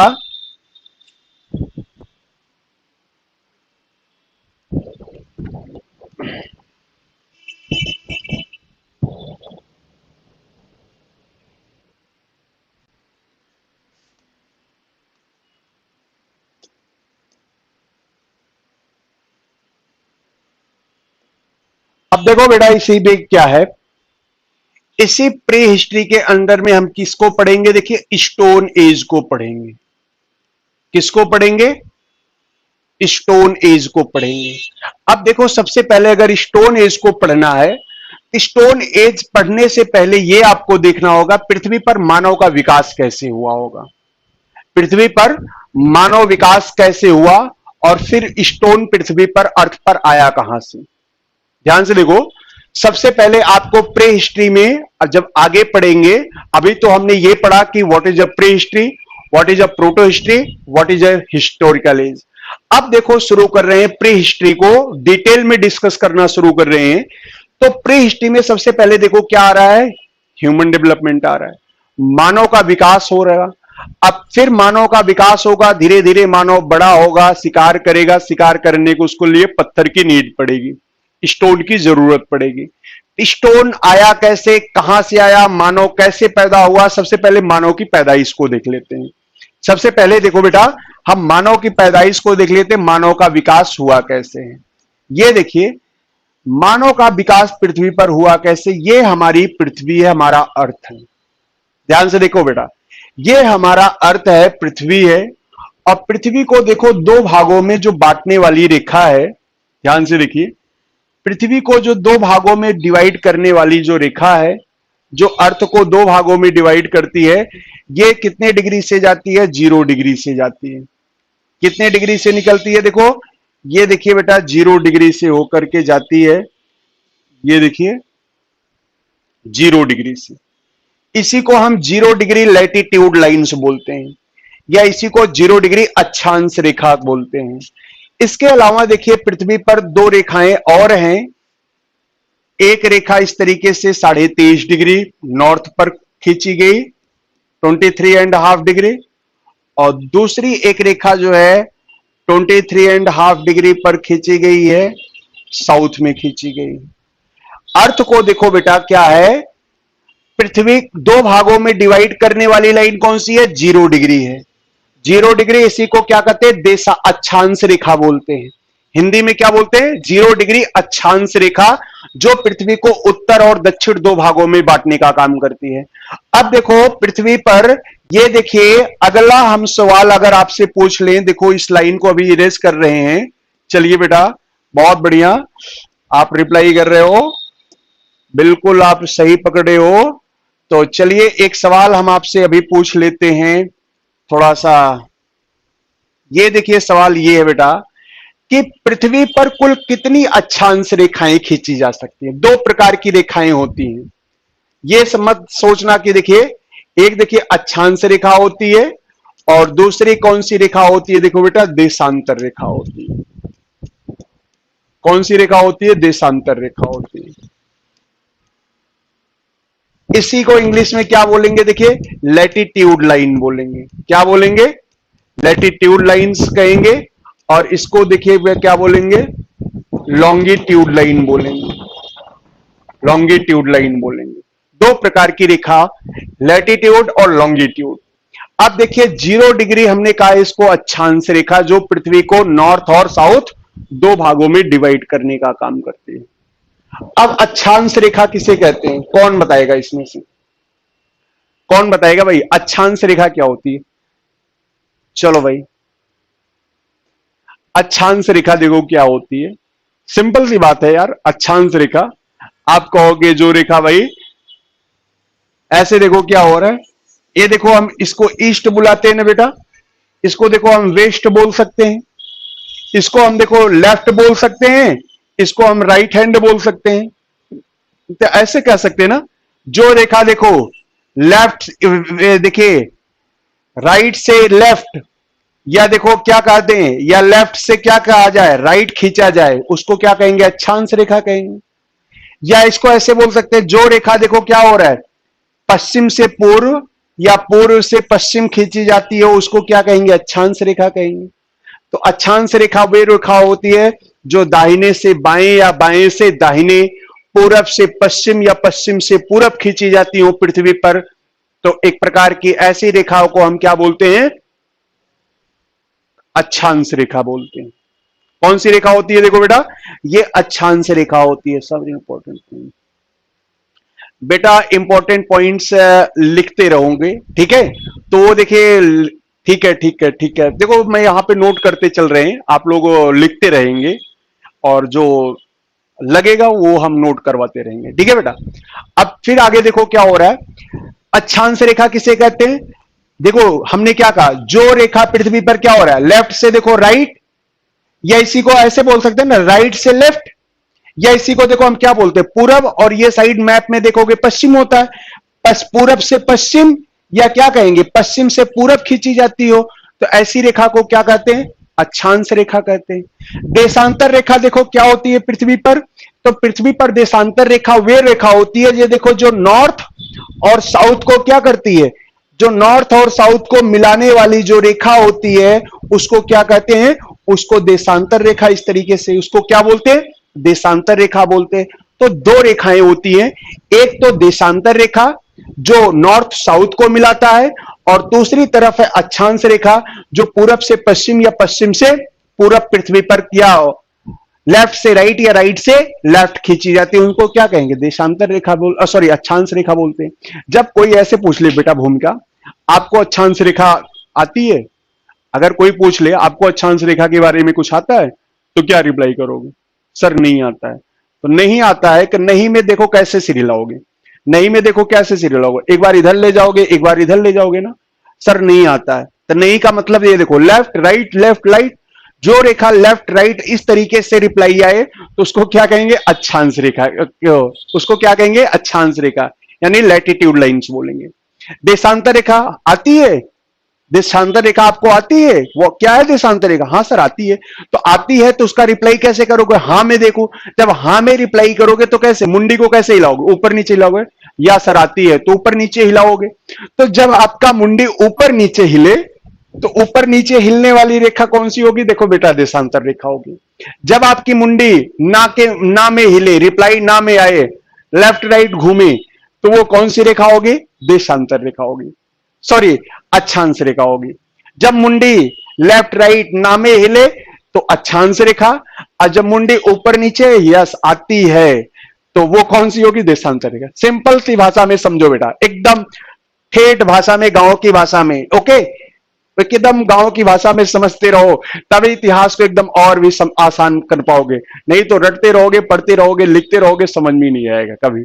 हिस्ट्री तो वैसे ही ज्यादा बकवास चीज है, कहते हैं ना हिस्ट्री केमिस्ट्री बड़ी बेवफा, रात भर पढ़ो दिन में सफा। रात भर पढ़ते रहोगे, दिन में होते ही क्या, आ? कब हुआ था, कैसे हुआ था, वो कहानी भूल जाती है। तो ऐसे याद रखो, जब ऊपर नीचे हिलाएंगे तो यस, तो देशांतर, और जब रिप्लाई नो में आए, लेफ्ट राइट में घूमे, तो अक्षांश रेखा उसको बोलने। तो पृथ्वी पर देखो सवाल अगर पूछा जाए, देखो बेटा ध्यान से देखो, कि अगर सवाल पूछा जाए कि अक्षांश रेखाएं कुल पृथ्वी पर कुल कितनी अक्षांश रेखाएं खींची जाती हैं, ध्यान से देखिए, अगर आपसे सवाल पूछा जाए ये जो पृथ्वी है, अर्थ है, इस अर्थ पर कुल कितनी अक्षांश रेखाएं खींची जा सकती हैं, तो हाउ मेनी, तो पृथ्वी पर देखो कुल कितनी अक्षांश रेखाएं खींची जा सकती हैं, पृथ्वी पर कुल कितनी अक्षांश रेखाएं खींची जा सकती हैं। तो ध्यान से देखो, रिप्लाई अगर हो, ध्यान से देखो, ऑप्शन हो 90 degree, 180 degree, 181 degree, 360 degree, 90 degree की जगह पे देखिए हम 361 डिग्री दे दें। ध्यान से देखो, फटाफट रिप्लाई करेंगे। पृथ्वी पर कुल कितनी अक्षांश रेखाएं खींची जा सकती है? कौन सी रेखाएं बोल रहे हैं? देखो बेटा, अक्षांश रेखाओं के बारे में बात कर रहे हैं। अक्षांश रेखाएं यानी जो लेफ्ट राइट वाली रेखा है। अर्थ पर कुल कितनी अक्षांश रेखाएं खींची जा सकती हैं? तो फटाफट रिप्लाई करेंगे, जल्दी से बताएंगे। तो कौन सी रेखाएं, कितनी रेखाएं खींची जा सकती हैं भाई? अक्षांश रेखाएं। तो ये देखिए, अक्षांश रेखा का मतलब लैटिट्यूड लाइंस। कौन सी लाइन? Latitude lines. तो कुल कितनी लैटिट्यूड लाइंस ड्रॉ की जा सकती है अर्थ पर? तो 180, 181, 360, 361। तो फटाफट रिप्लाई करेंगे जल्दी। कुल कितनी अक्षांश रेखाएं खींची जा सकती हैं पृथ्वी पर? चलो भाई, भूमिका।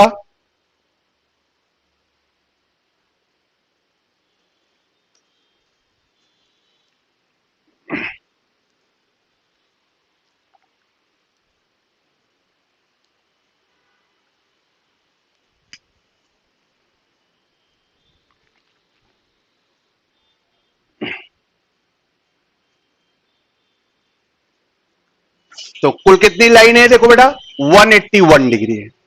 कुल कितनी डिग्री खींच सकते हैं? 181। कैसे खींचेंगे ये देखिए। ये देखिए इस तरीके से यहां पे कितना डिग्री बनेगा? देखो बेटा, 90 डिग्री बनाना। ये देखिए, और यहां भी देखो कितना डिग्री बनेगा। यहां भी देखो 90 डिग्री बनेगा। 90 और 90 कितना हो गया? 180। 90 और 90 कितना हो गया? 180 प्लस ये 0 डिग्री। 0 डिग्री का नाम क्या है? इसी को देखो हम क्या बोलते हैं? भूमध्य रेखा बोलते हैं ना बेटा। कौन सी रेखा बोलते हैं? भूमध्य रेखा या इक्वेटर बोलते हैं। 90 90 180 और प्लस इक्वेटर, तो कुल मिलाकर के कितना हो गया? 181 डिग्री। अर्थ पर कुल कितनी डिग्री रेखाएं खींच सकते हैं? 181 डिग्री। अब चलो बेटा, फटाफट रिप्लाई करेंगे। इन अक्षांश रेखाओं से हमें कौन सी जानकारी पता चलती है? अक्षांश रेखाओं से देखो हमें कौन सी जानकारी पता चलती है? किस टाइप की जानकारी पता चलती है?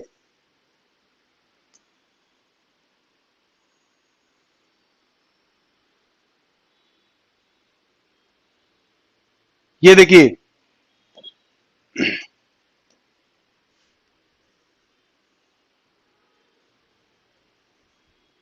23.5 डिग्री पर, 23.5 डिग्री पर ये खींची गई। और फिर देखिए इसके अलावा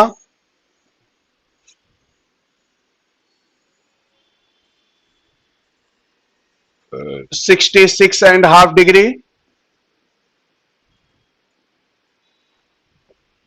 ये 90 डिग्री, ये 90 डिग्री। अब सब रेखाओं के अगर एक नाम को देख लेते हैं।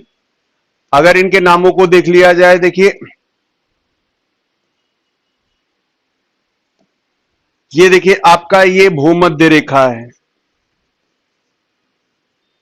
ये आपका है कर्क रेखा है, ट्रॉपिक ऑफ कैंसर।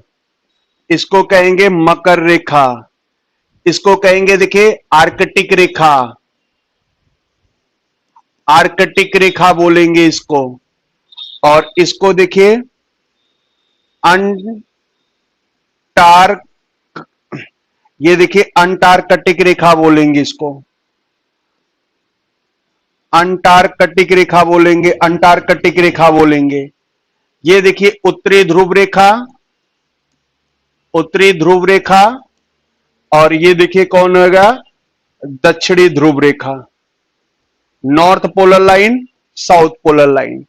ये देखो बेटा, अब यही पूछा ना अक्षांश रेखाओं से किस बात के बारे में कौन सी जानकारी पता चलती है? तो देखो बेटा, अक्षांश रेखाओं से किस बात की जानकारी पता चलती है? अब इसको डिटेल में जैसे देख लेते हैं। ये देखिए, ये हमारा सन है। ये देखो क्या बेटा, ये हमारा सन है। सन की सीधी रोशनी देखिए, सन की जो सीधी रोशनी देखो किस रेखा पे पड़ती है? इक्वेटर पे पड़ती है। ध्यान से देखो, सन की सीधी रोशनी किस पे पड़ती है? इक्वेटर पे पड़ती है। इक्वेटर के जो नियर अबाउट आसपास का एरिया होगा वो देखो क्या होगा? जहां पे सन की रोशनी सीधी पड़ रही है तो वो एरिया क्या होगा? देखो बेटा, ज्यादा से ज्यादा गर्म होगा या ठंडा होगा? तो क्या कहोगे? ज्यादा से ज्यादा गर्म होगा। तो इसलिए इसको हम क्या बोलते हैं? देखो बेटा, इसलिए इस एरिया को हम ट्रॉपिकल जोन बोलते हैं। कौन सा जोन? देखिए, ट्रॉपिकल एरिया बोलते हैं। कौन सा एरिया? ट्रॉपिकल एरिया बोलते हैं। हिंदी में इसी को हम क्या बोलते हैं? उष्ण कटिबंध बोलते हैं। कौन सा कटिबंध? देखिए, उष्ण कटिबंध हमने नाम दिया। देखिए, हिंदी में इसी को हम उष्ण कटिबंध नाम देते हैं। अब देखो, जैसे जैसे हम सूर्य की रोशनी पृथ्वी पर देखो क्या पड़ रही है, देखो बेटा तिरछी पड़ रही है।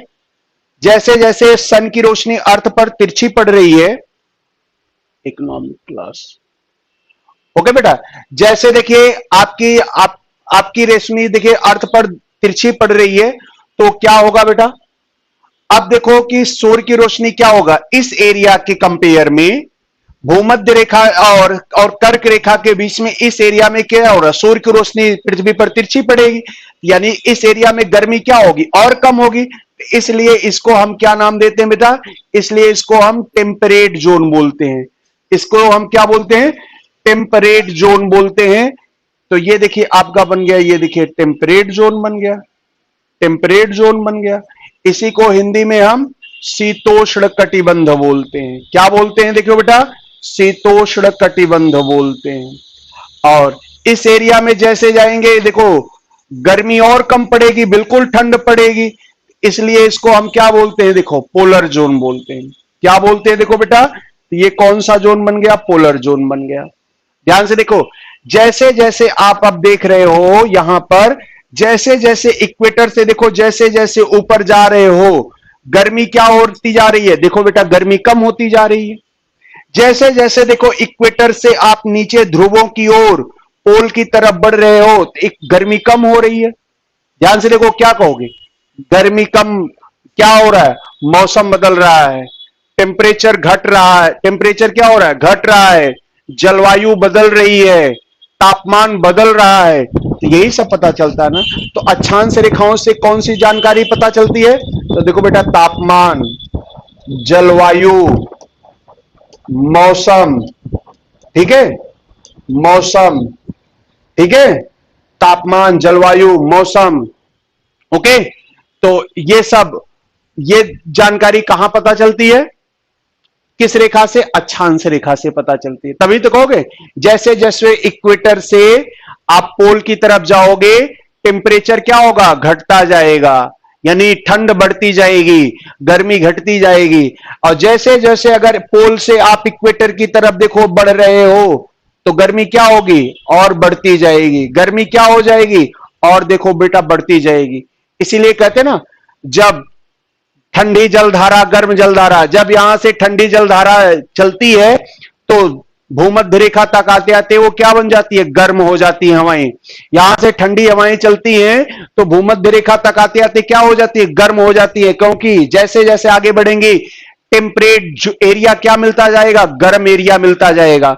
और जैसे जैसे जो हवाएं भूमध्य जो रेखा से जो चलती हैं, जैसे जैसे वो ध्रुवों तक पहुंचती हैं, तो गर्म हवाएं धीरे धीरे क्या बन जाती हैं? ठंडी हो जाती हैं। तो देखो बेटा, ये जो एरिया है, तो इन एरियाओं से, ये आपका जो ट्रॉपिकल एरिया है, इन्हीं ट्रॉपिकल एरिया के बीच में आप ध्यान से देखो कैसे देखिए जो है मानव का विकास हुआ। तो ये जो ट्रॉपिकल एरिया है, इन्हीं ट्रॉपिकल एरिया के बीच में ध्यान से देखिए, ये जो ट्रॉपिकल एरिया है, इन्हीं ट्रॉपिकल एरियाज के देखो बेटा बीच में क्या हुआ? बंदरों का जन्म हुआ था। तो अफ्रीका महाद्वीप का जो ट्रॉपिकल एरिया था, अफ्रीका महाद्वीप का जो उष्णकटिबंधीय क्षेत्र था, तो देखो बेटा इन्हीं अफ्रीका महाद्वीप के उष्णकटिबंधीय क्षेत्रों में क्या था? बंदरों की एक प्रजातियां पाई जाती थी। क्या पाई जाती थी? बंदरों की एक प्रजातियां पाई जाती थी। और उन बंदरों में एक बंदर था जिसका नाम था रामापिथिकस। ध्यान से देखिए क्या हुआ और किस तरीके से इनका विकास होता है, मानव का विकास कैसे हुआ है। ये देखिए, अफ्रीका का ये जो ट्रॉपिकल एरिया है, अफ्रीका का ये देखिए जो ट्रॉपिकल एरिया है, ये देखिए अफ्रीका महाद्वीप के इन उष्णकटिबंधीय क्षेत्रों में आज से पहले देखिए बंदरों की प्रजातियां रहती थी।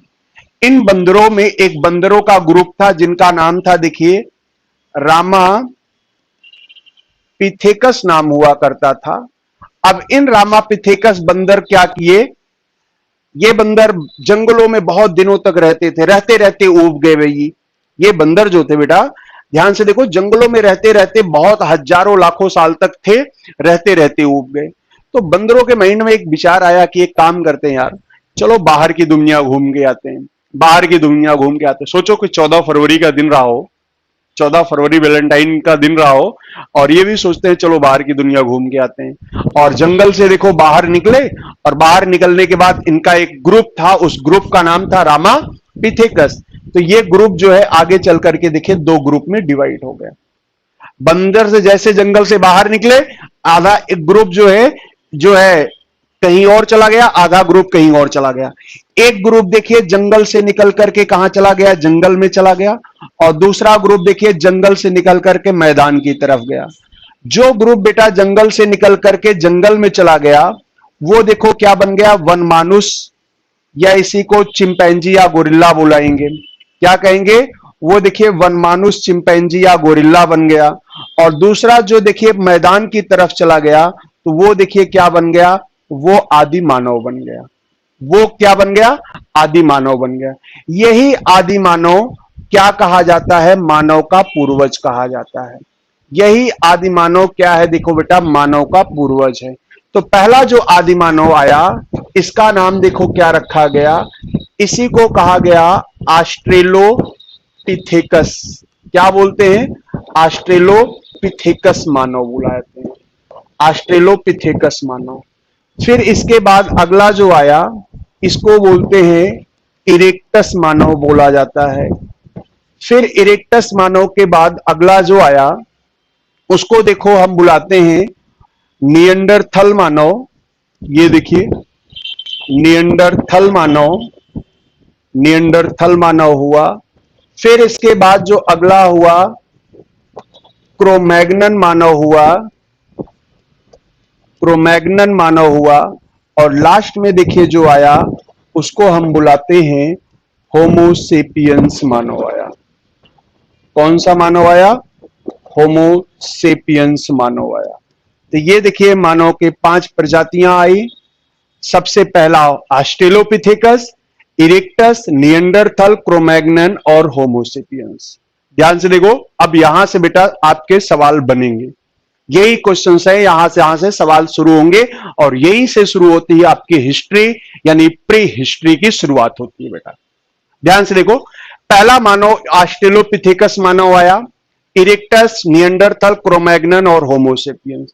और सवाल अगर पूछा जाए ऑस्ट्रेलोपिथेकस का जन्म या ओरिजिन किस एज में हुआ, द ओरिजिन ऑफ द देखिए first primitives that is known the Australopithecus in age of prehistory, protohistory या हिस्टोरिकल एज। ध्यान से देखो, सवाल अगर अब पूछ लिया जाए कि ऑस्ट्रेलोपिथेकस जो है, इस मानव की ओरिजिन जो है निम्न में से किस एज में हुई, तो कौन सा राइट आंसर होगा।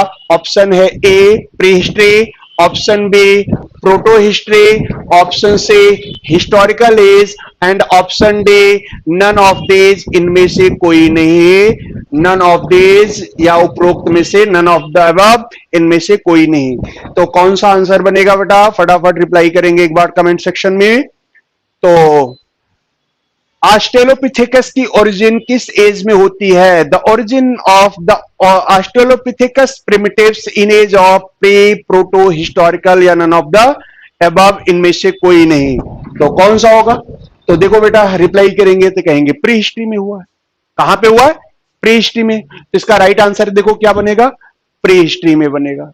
अभी देखो क्या होगा, अब अगला सवाल पूछा जाए कि होमोसेपियंस मानव की ओरिजिन किस एज में होती है। होमोसेपियंस मानव की ओरिजिन किस एज में होती है, तो होमोसेपियंस मानव की जो ओरिजिन है, वो देखो ऑप्शन हो A pre history, option B proto history, and option C historical age, and option D none of these, इनमें से कोई नहीं। तो अब कौन सा टिक करोगे बेटा, अब बता दो।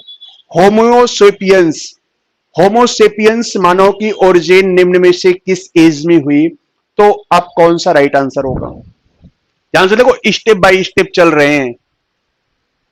ऑस्ट्रेलोपिथेकस हो गया, तो आपने टिक कर दिया, प्री हो गया। अब हमने सवाल कर लिया होमोसेपियंस पर, तो होमोसेपियंस की ओरिजिन की सेज में हुई, तो इसका कौन सा आंसर होगा बेटा?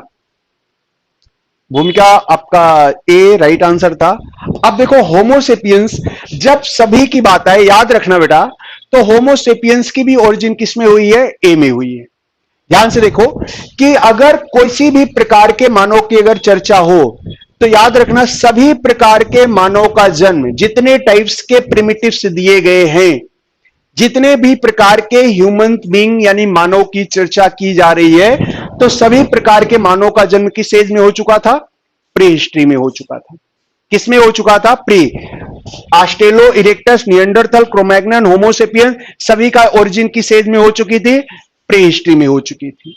तो ध्यान से रखना, तो सभी प्रकार के मानव का जन्म किस एज में हो चुका था बेटा? प्री में।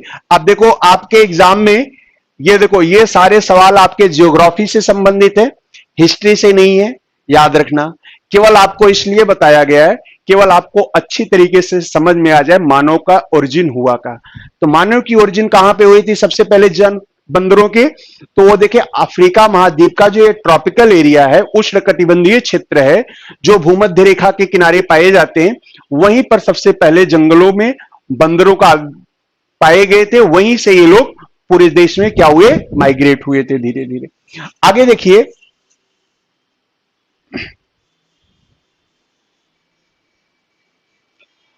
अब अगला देखो बेटा, नेक्स्ट क्वेश्चंस देखो क्या क्वेश्चंस आगे पूछा जाता है।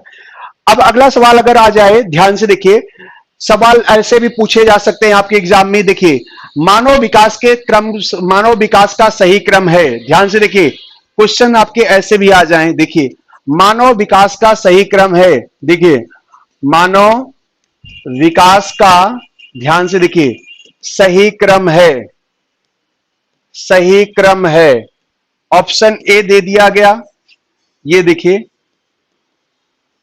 ऑस्ट्रेलोपिथेकस, ठीक है, और ऑप्शन ध्यान से देखिए, और बी जो है ये देखिए दे दिया गया कि निएंडरथल, निएंडरथल। सी है देखिए क्रोमैग्नन, क्रोमैग्नन। डी है देखिए आपका इरेक्टस, इरेक्टस। और ई ऑप्शन है आपका, ए है होमोसेपियंस, होमोसेपियंस।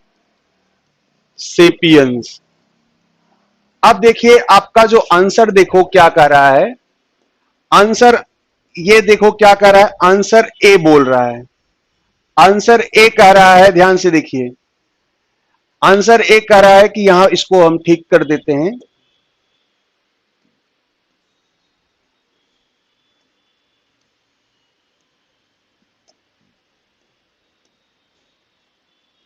ये देखिए 1 2 3 4 5। अब देखो ऑप्शन ए कह रहा है, ऑप्शन ए कह रहा है, ध्यान से देखिए, 1, ध्यान से देखिए, 4 3 5 2। ऑप्शन बी कह रहा है 1 4 3 2 5। ऑप्शन सी कह रहा है 1 4 5 2 3।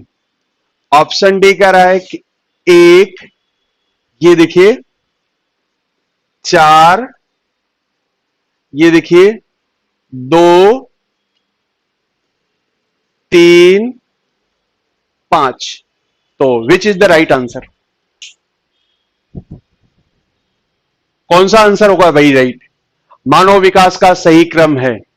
देखो आपके एग्जामिनर के ऊपर है, सवाल कैसे भी पूछ लिया। ऑस्ट्रेलो इरेक्टस, निएंडरथल, क्रोमैग्नन, होमोसेपियंस, ये 5 है ना, क्रम वाइज से दिए गए। अब आपको ही पापा का क्या नाम है, मम्मी के हस्बैंड का क्या नाम है, ठीक है, दादा के लड़के का क्या नाम है, चाचा के भाई का क्या नाम है, कुल मिला के पापा का ही नाम पूछा जा रहा है। तो आपको बताना है बेटा, एक्सप्लेन करना है कैसे है क्या है, वो आपके ऊपर समझना है। ठीक है, तो आई होप आप लोगों को समझ में आया होगा भाई। तो आप लोगों को जो भी अगर बात न समझ में आई हो तो एक बार कमेंट सेक्शन में कर देना, तो बाद में आपका रिप्लाई मिल जाएगा। तो लेते हैं हम आपसे अलविदा, मिलते हैं हम आपसे अगली क्लास में, तब तक ले लेते हैं। और सेशन को शेयर और लाइक करना बिल्कुल मत भूलिएगा। ठीक है, चलो बाय।